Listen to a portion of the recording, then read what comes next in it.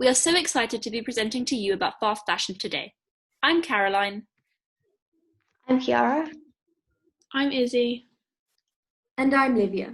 We are members of the London Schools Eco Network, a network of senior schools in London who have, for the past few months, been helping with organising the Youth Climate Summit. Today we will be talking to you about fast fashion. Firstly, what is fast fashion? Fast fashion is the branch of fashion which uses low-quality materials, ones which break easily and are made of non-pure materials. It uses very rapid production, meaning that the clothes are produced in a very short amount of time, in order to bring low-priced, popular clothes to the public. In a way, fast fashion is the equivalent of fast food, but in the fashion industry. I'm sure you guys all know what fast food is, right? Places such as McDonald's, Subway, all that yummy stuff that's also generally quite bad for you. Fast food is food which is produced in a short amount of time and in the majority of cases has a bad effect on your body. Fast fashion is very similar. It's produced in a short amount of time and the majority of the time has a very bad effect on the environment. Before we begin, we would like you all to do a mini quiz. Question 1. How many pieces of new clothing are produced globally each year? 40 million, 60 billion, or 80 billion?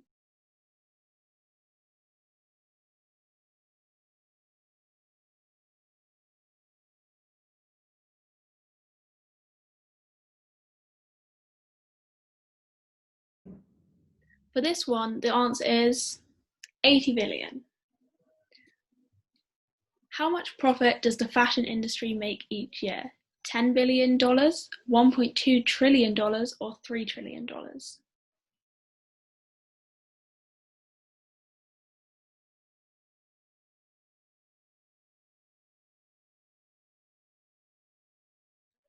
The answer is 1.2 trillion.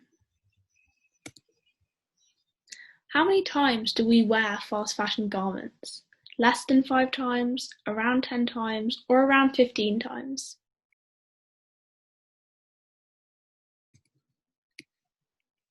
The answer is less than 5 times.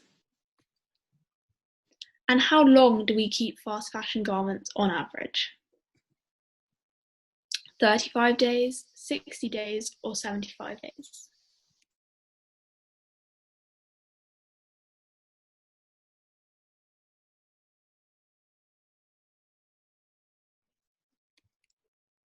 "35 days." We also have a worksheet for you to do.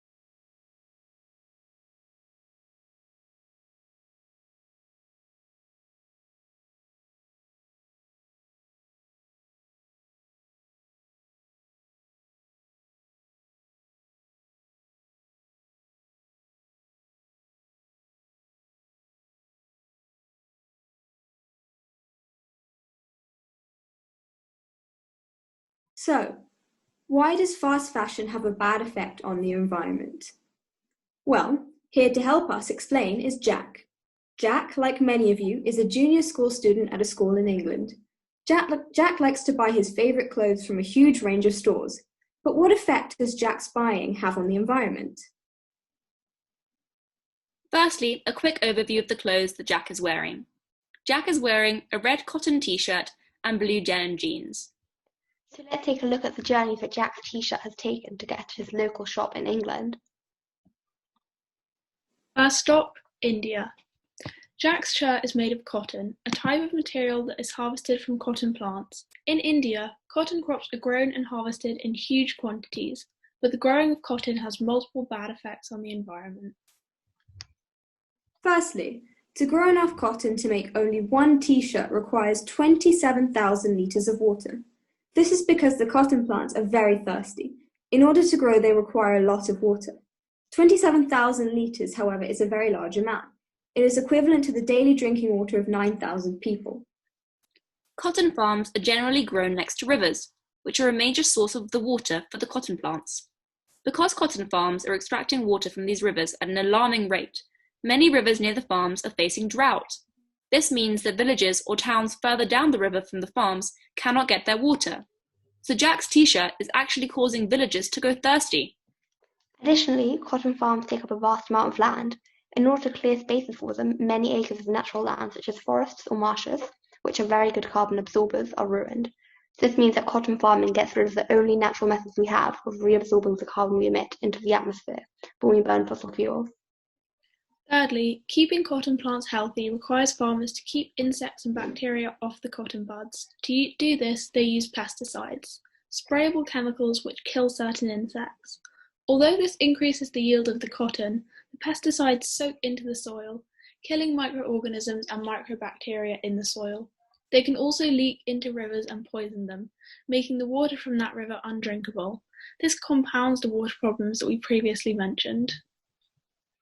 Now for the next step of the journey, China. In order to get to China, the cotton buds are packaged onto ships or planes which run on fossil fuels. You all know that's no good for the environment. The cotton is shipped to spinning facilities, places where machinery stretches and twists the cotton in small ropes that can then be made into beats of fabric. The operation of this machinery also requires the burning of fossil fuels, further releasing fossil fuels into the air. Once the threads have been made out of the cotton, they must be dyed to make the lovely red colour of Jack's t-shirt. To do this, we travel to our next stop. Stop 3, Bangladesh. The cotton is dyed in textile factories. In order to dye the cotton threads, they must first be bleached so that the final colour is as bright as possible. These bleaches can also often contain damaging chemicals such as chromium, lead and mercury, which can make people ill and cause cancer. These all often find their way into water supplies by seeping through soil into groundwater. Again, therefore, the water supply in another location is contaminated. Stop 4, Turkey. The next thing to do after the cotton threads have been coloured is to weave them together to make a t-shirt. In this case, the red t-shirt that Jack is wearing in England. To do this, the dyed threads are shipped via ship or plane, again fossil fuels, to Turkey. Here, thousands of workers are employed to turn separate threads into items of clothing. Sadly, many of these workers are not paid very much money, and the fast fashion industry exploits their need for employment. In some very sad cases, children as young as you guys are forced to work in such factories. This is called child labour. Now on to our last stop, England. Well, now the t-shirt has been made, the last thing to do is ship it back to England. The clothes are, again, shipped by plane, ship, or truck to shops all over England.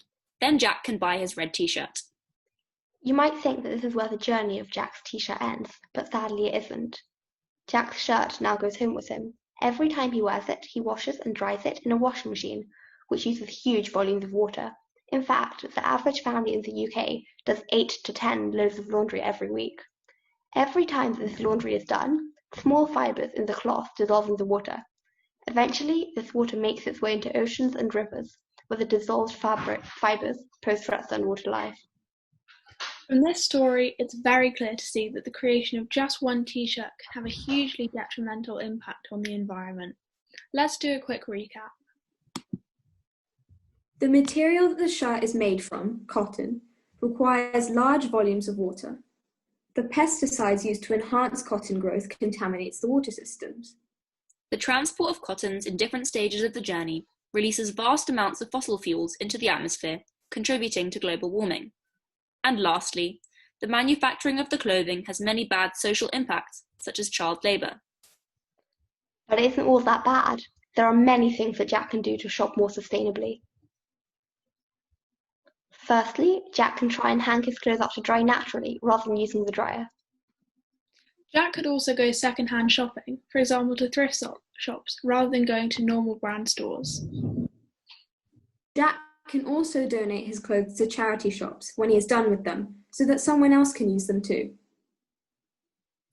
There are many things that Jack and you all can do to make your fashion footprint more sustainable. Many of these things are listed on the PowerPoint here. For example, you could wash clothes slightly less. Make sure that you fold them and put them back into your cupboard and not be lazy and just chuck them straight into the washing basket. You could also redesign, get creative, and cut fabric into strips and sew them together and make new items out of them. You could therefore have a fun DIY afternoon with your friends.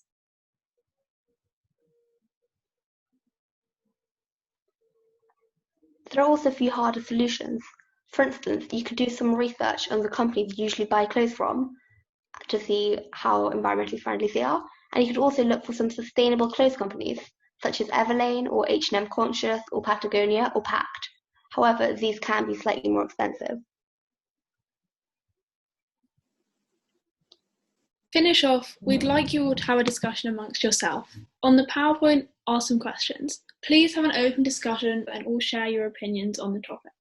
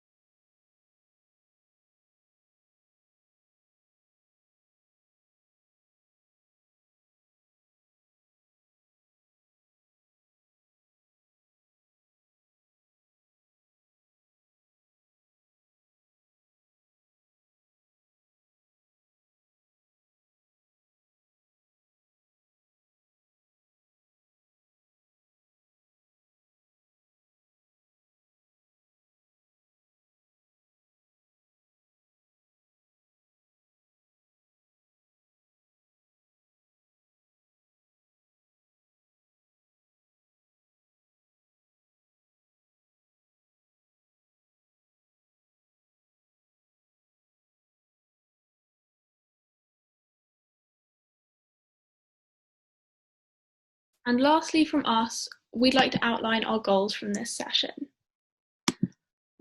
Our vision is a world where people and the environment aren't put at risk by the fashion industry.